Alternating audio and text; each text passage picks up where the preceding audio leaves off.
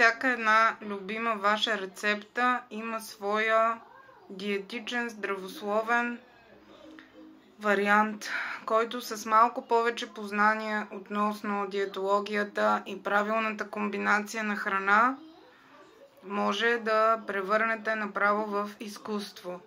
Например, сещам се сега за мусака. Заменете нормалния картоф с кафяв, заменете олиото с помаз, зехтин или с кокосово масло, намалете му количествата, каймата може да стане само телешка, чиста кайма.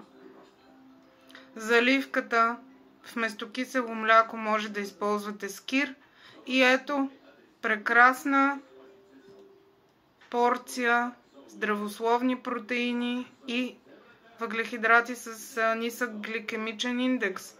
Това е всъщност всичко, от което имаме нужда на първо четене, за да започнем по пътя на здравословното хранене. И точно в моя канал ще намирате това. Не е задължително да се лишавате. Просто малките промени, които можете да внесете във вашите любими ястия, са именно ключовата роля. И тогава диетата ще стане начин на живот, а не ограничение и лишение. Именно така ще си съхраните психиката и ще може да спазвате въпросните си режими. Друг начин с лишения няма.